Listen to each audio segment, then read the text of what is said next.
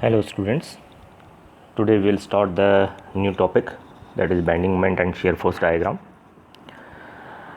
In our earlier lectures we talked about the machine members which were loaded axially or along their primary axis. So because of such loading, the stresses that were produced in those kind of machine members were either tensile stress or compressive stress. Now in this particular part we'll talk about the machine members which will be subjected to loads perpendicular to their primary axis, or that means on the transverse axis. So if we have a machine member, a long machine member which is not loaded axially but rather the load is being applied perpendicular to its longitudinal axis, then there will be stresses produced which are not only the tensile and compressive stresses but the shear stresses also. And basically such kind of load will produce the bending of those machine members.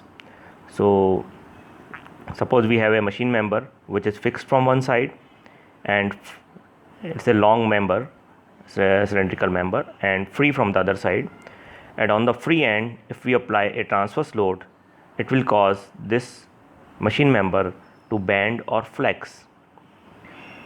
Now in order to calculate the kind of stresses that are produced in this machine member, we need to find the value of the bending moment and the shear force that is being produced in this machine member.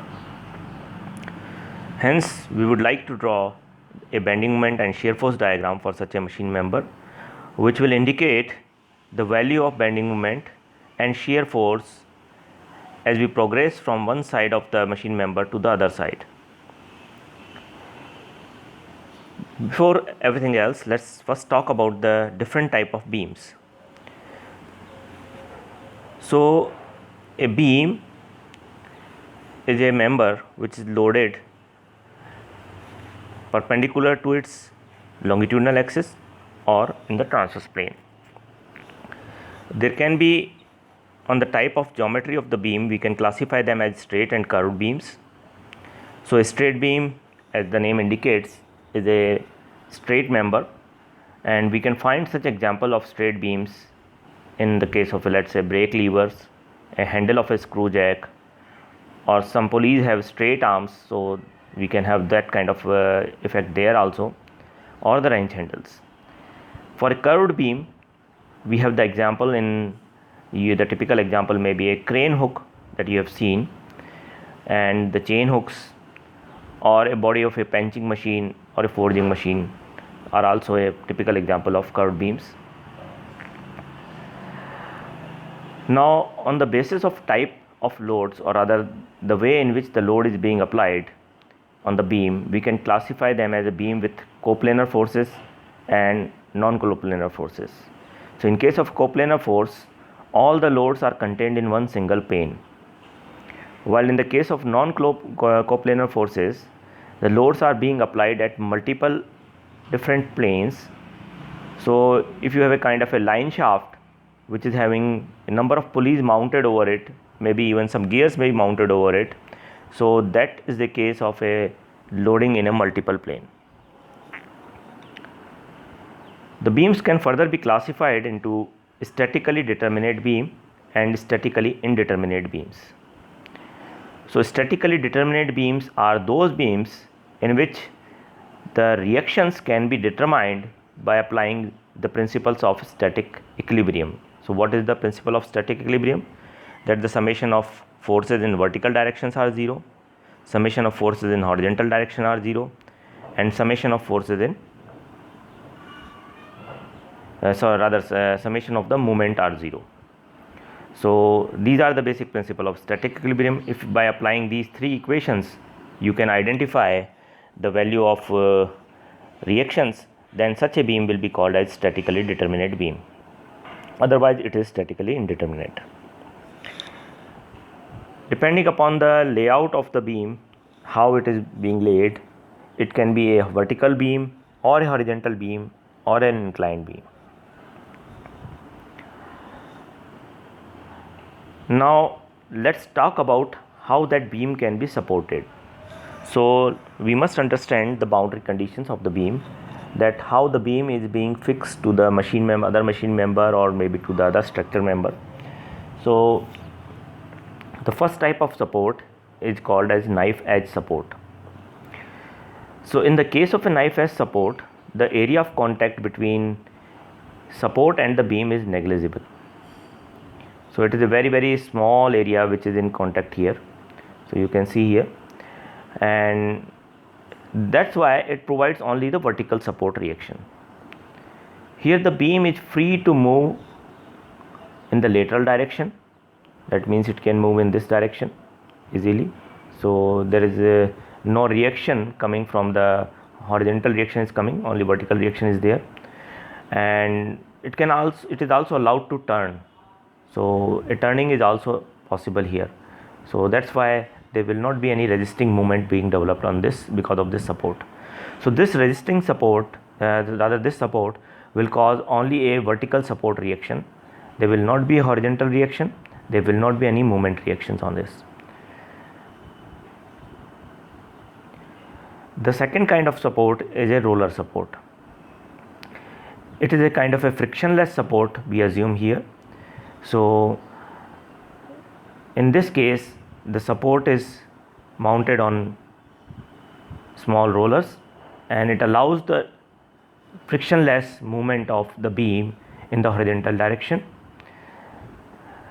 In this case also the reactions will be perpendicular, only vertical will be, but they will be rather vertical to the surface on which the roller is resting.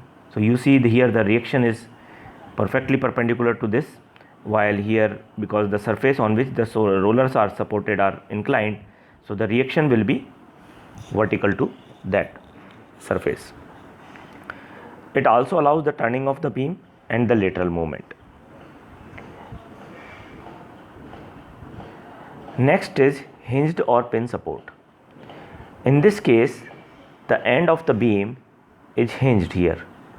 So it does not allow any lateral movement, it does not allow any vertical movement. So there are two reactions in the vertical direction, Ry and Rx in the horizontal direction, but it allows the turning, so there will not be any resisting movement that is being developed.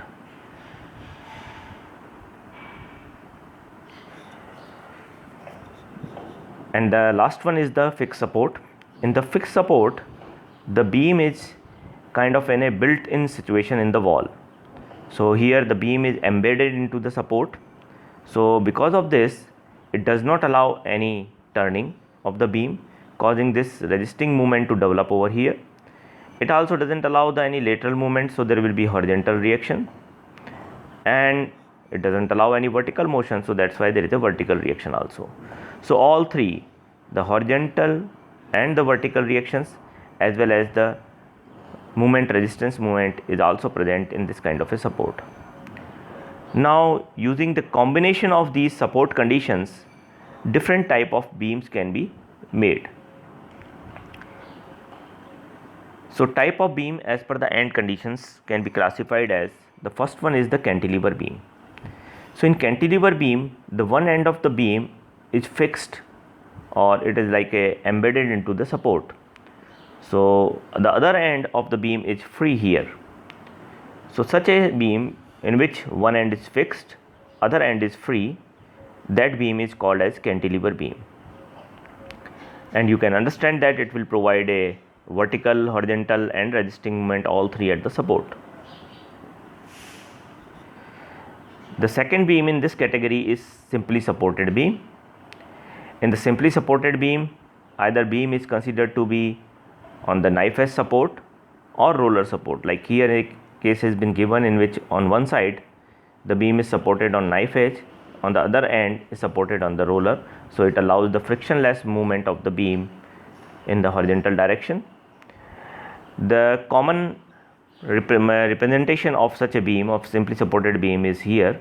So instead of making the diagram which is on the left hand side, a simple diagram of a line with two arrows coming from the upward arrows supported on the two upward arrows can be also used for representing a simply supported beam. So this is a representation of simply supported beam.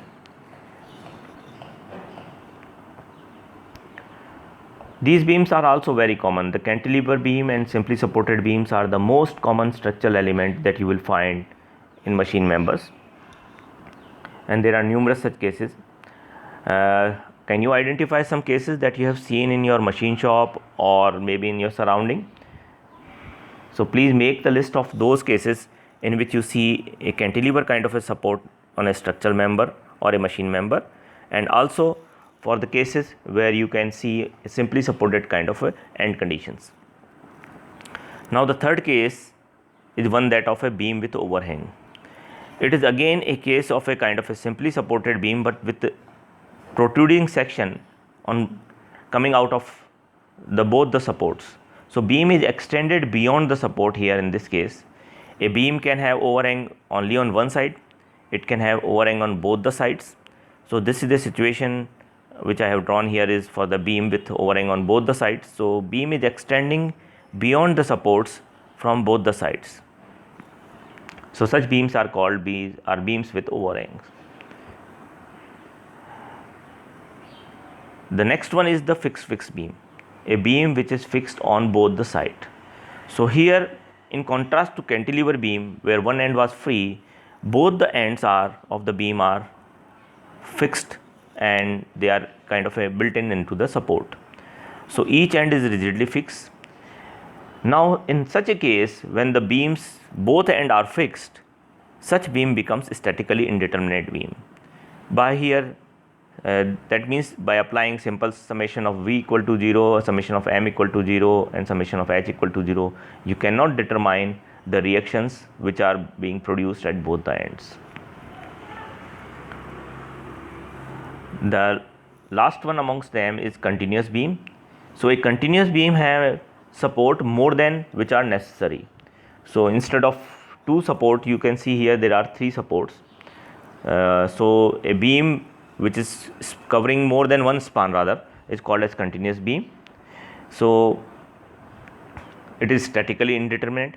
So whenever there is a support, more supports than necessary for the stable equilibrium of the beam, you get the case of a statically indeterminate beam.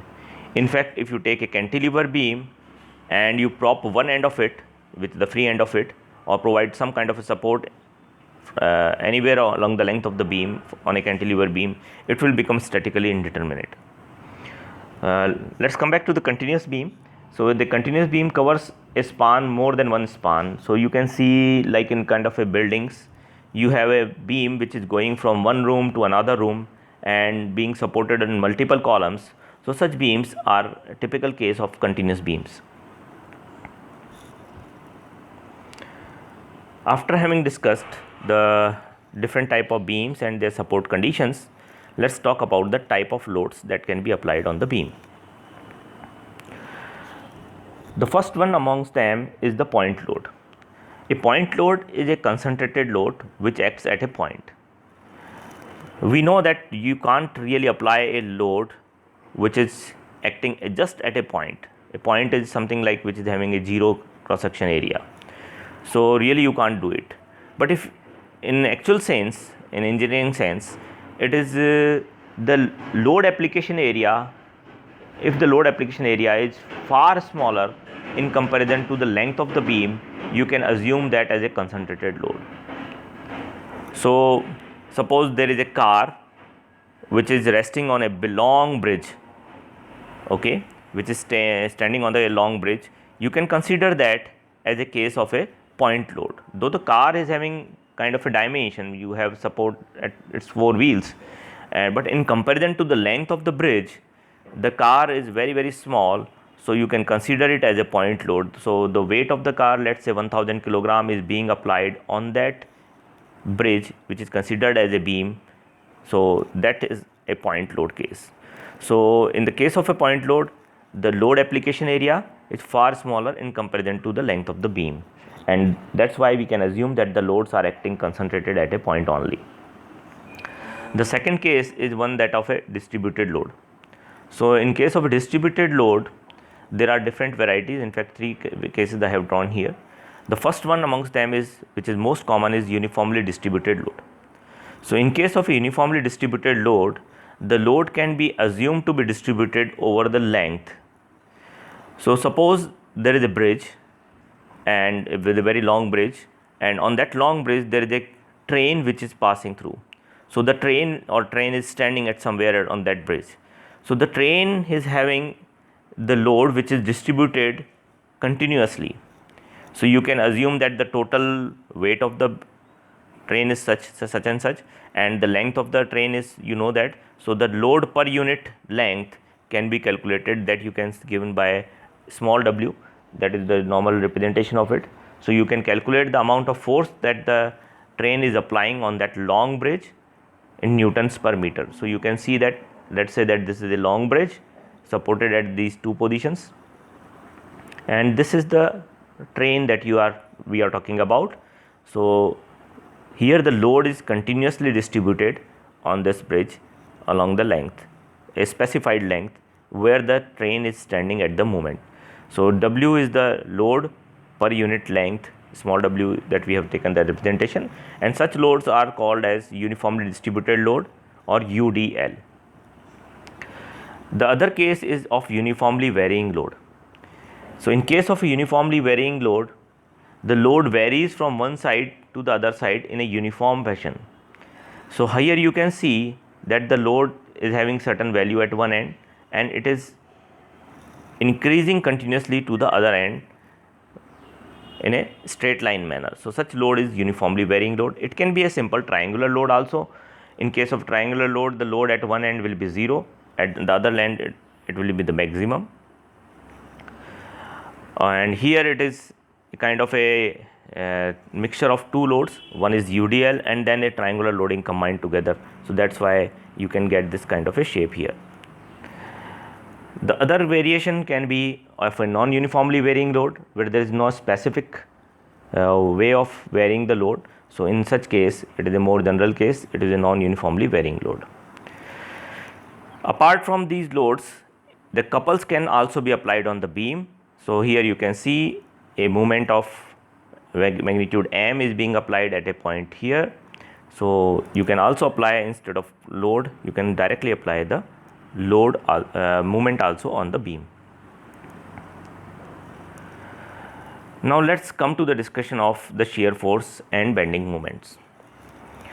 So here I have drawn a beam which is of beam AB, and it is supported at both the ends. Can you remember what kind of beam it is? It is a simply supported beam, right? So this is the representation of a simply supported beam, and it is having multiple point loads at different points. So there are point loads P1, P2, P3, P4 being applied on the beam. As the beam is being supported at point A and B, so because of that there will be vertical reaction occurring at the supports given by R1 and R2. So these reactions are because of their vertical force downward, so these reactions will be in upward direction. Now let's take a section CC which is at a distance C from the left end A. So let's assume that the beam is cut from this section, and let's draw the free body diagram of the beam portion AC separately here. So when we say that we draw the free body diagram, we show all the forces of the beam and we try to find the equilibrium position of that beam. So we will also try to calculate the internal forces that are set up in order to establish the static equilibrium of such portion. So let's consider the beam to be cut at CC and take its left portion for the free body diagram FBD. The net forces which are acting on this particular portion of the free body AC in the upward direction can be calculated as the reaction R1, this is R1, okay, R1 minus P1 minus P2. So R1 is upward direction, P1, P2 are in the downward direction. So the net total force that comes out to be R1 minus P1 minus P2. Now as this particular portion or the left portion of the beam is in static equilibrium, so that's why to balance this force of magnitude R1 minus P1 minus P2, there should be a force acting in the downward direction at the section C. So let's call this as force F, and its magnitude will be equal to R1 minus P1 minus P2, okay, and it will act in direction opposite to the R1 minus P1 minus P2, so it will act in the downward direction. So this force of magnitude here, R1 minus P1 minus P2 equal to F, will be acting on this particular section of the beam. So this internal force which is being set up here is called the resisting shear, and its magnitude will be equal to the algebraic sum of all the forces in the left portion of the beam. Now similarly, we can draw the free body diagram for the right hand side of the beam CB, and we can calculate that there is a net force of P3 plus P4 minus R2. So there are force P3, P4 and R2 acting on this right hand side. So P3 plus P4 minus R2, this is the amount of force that will be acting in a downward direction. Now in order to, for the balance of this particular portion of the beam, there should be force of magnitude F acting on the section C, whose magnitude should be equal to P3 plus P4 minus PR2, but it should be acting in the upward direction.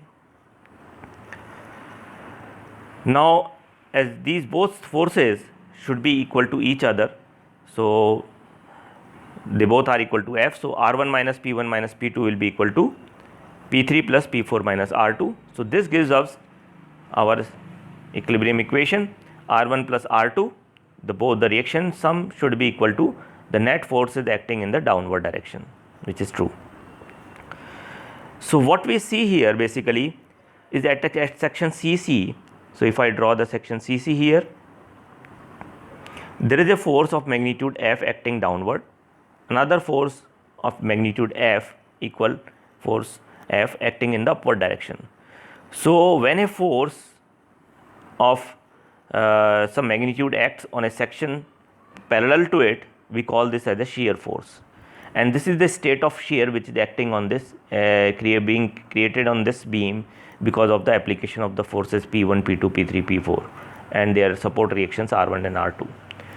So its magnitude can be determined, as I just said, by calculating the forces acting either on the left hand side, you can calculate them, or you can calculate the, if you start from the right hand side, you can calculate the algebraic sum of the forces on the right hand side. This will give you the magnitude of the shear force that is being acted on the beam at any particular section C.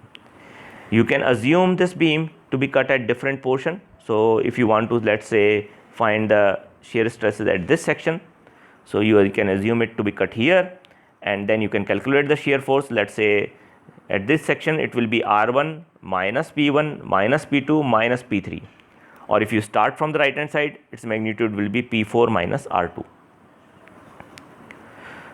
So in this way, if by assuming the beam to be cut at various sections, you can calculate the value of shear force along the length of the beam at any position. Now in order to draw the diagram, we need to have some kind of a sign convention, that what is positive and what is negative. So this is our sign convention we are going to use in this particular lecture. So if you have a kind of a pair of the forces, or shear forces pair, in such a way that on the left section of the beam it is acting in the downward direction, and on the right section of the beam it acts in the upward direction. So such pair will be called as positive pair, or it's a kind of an anti-clockwise pair at the section. So if you cut the beam at any section, you find the pair to be moving in an anti-clockwise fashion, you call this as a positive shear stress. If the reverse of it happens, the converse of it happens, then we call this pair the clockwise pair, and the shear force will be taken as negative for the purpose of drawing the diagram. This is our sign convention. Some books are using the different convention, or rather the reverse convention of what I have just proposed to you here. So you must have understood by this time that how one can calculate the shear force. So in order to calculate the shear force, assume the beam to be cut at one particular section, calculate the algebraic sum of the forces on one particular side of the beam, and that is the magnitude of the shear force that is acting on the beam. Now let's talk about the bending moment. So for bending moment, that free body section that we just discussed, let's again have a look on that. Now this particular portion should be in equilibrium for the moment also. So if you see here, because of the forces R1, P1 and P2 which are acting on this particular section, there will be a moment which will be created of the magnitude. So what is the moment, bending moment? The moment is force multiplied by the distance. So the bending moment caused because of the reaction R1 will be R1 into C. Okay, so it will be acting in a clockwise direction. If you take the distance of the R1 from the section CC, the distance is given here as C, small c. Okay, so R1 force R1 reaction multiplied by the distance C will be giving a movement in the clockwise direction. Then there will be a force P1 multiplied by B, so that will cause a movement in the anti-clockwise direction. So that's why it has come here minus P1 by B, P1 into B. Then another force P2 is there which is acting at a distance small a here from the section A. So there will be force of magnitude P2 into A acting in the anti-clockwise fashion. So R1C acting clockwise, P1B, P2A acting in anti-clockwise fashion. So the net moment that will be acting here will be R1C minus P1B minus P2A.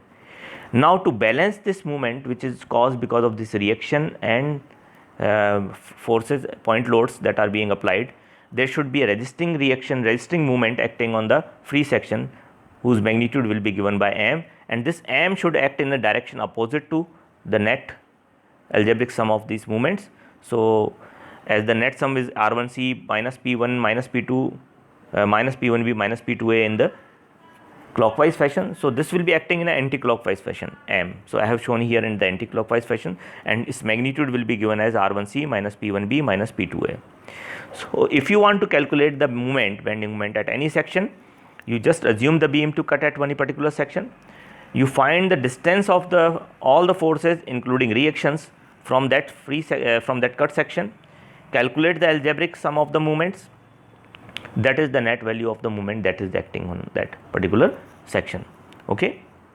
So this way we can calculate. We can also calculate the moment on the right hand section also, provided we know the distance values of the P3, P4 and R2 from the free section CC. So in this way, I have just explained this thing only here, that for the free body to be in equilibrium, the algebraic sum of the moment of all the external forces must be 0, and moment of all the external forces about C is equal to R1C minus P1B minus P2A. So to balance it, internal bending moment M must be equal in magnitude and opposite in direction and must at action CC. So in this way we can calculate the bending moment at any particular section of the beam. We will do some numericals on this particular part of calculating the shear force and bending moment at different sections of the beam and drawing the shear force and bending moment diagram. I hope that things will become more clear once we do those numericals. Of course, there will be a sign convention for drawing the bending moment diagram. So what will be taken as positive and what will be taken as negative. So if a beam is making a shape in which its upper surface is in compression and the lower surface is in tension, we call it as a positive, and if the converse of it happens, we call it as a negative here. But you can just rather take it as a convention that when a beam makes a kind of a smiley face, we take it as a positive, and if the beam is having a drooping face, so it is like a negative. So in case of like here in the simply supported beam, because of the application of the load will cause the beam to flex in this shape, a smiley shape, and this smiley shape will cause the upper surface to be in compression and the lower surface to be in tension. We call this bending moment to be positive. While if you take the case of a cantilever beam, so if you have a cantilever beam, a point load being applied at the end, the beam will be drooping, the upper surface will be in tension, the lower surface will be in compression. So such drooping phase will cause the bending moment to be negative. So this is our sign convention that we will use. Maybe the book that you follow may be having a different sign convention as what I have proposed here. So this brings us to the end of today's lecture. In the next lecture, we will do some specific cases of the beam and we will do some numericals also.